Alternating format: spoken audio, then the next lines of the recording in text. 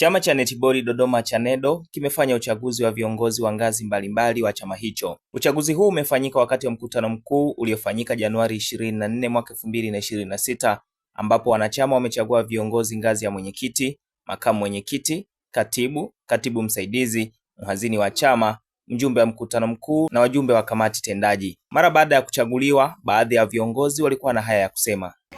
Jina langu ni Zuhura Xavier Chiula, ni katibu mteule wa chama cha mpira wa netiboli mkoa wa Dodoma. Awali ya yote nipende kutoa shukrani kubwa sana kwa Mwenyezi Mungu, lakini nitoe shukrani kubwa sana kwa wajumbe ambao wamenipatia nafasi pamoja na viongozi wenzangu ambao tumechaguliwa. Tumeingia katika nafasi hii ili tuendeleze yale ambayo wenzetu waliyafanya na baadhi ya mambo ambayo tunatarajia tuyafanya sisi kama viongozi.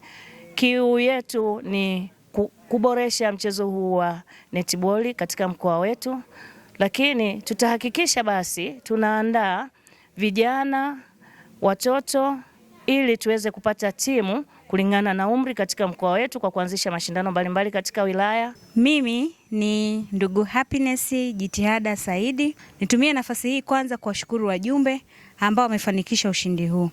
Lakini niahidi kwamba yale ambayo niliongea wakati naomba kura, ya kwamba tutahakikisha kwanza tunaandaa wataalamu wengi ikiwemo makocha, waamuzi na wataalamu wengine ambao watatusaidia katika mchezo huu wetu wa netiboli ili kufufua upya na kurudisha kwenye hadhi yake iliyokuwa nayo zamani. Kwa majina naitwa Happiness Wilson Mtababaje, ni katibu wa michezo kutoka wilaya ya Mpwapwa, lakini pia ni mjumbe wa CHANEDO mkoa wa Dodoma ambao nimechaguliwa leo. Kwa hiyo namshukuru Mungu kwa kunipa nafasi hiyo, kwa wanachama kuniamini na kunichagua. Naahidi kwamba nitahakikisha kwamba tunakuwa na ushirikiano, upendo, umoja na mshikamano kwa ajili ya kukuza mchezo wa netiboli katika mkoa wa Dodoma na kuibua vipaji vilivyoko chini katika mkoa wetu mpaka ufike kimataifa na watu wote wa upendo na kuelewa mchezo wa netiboli.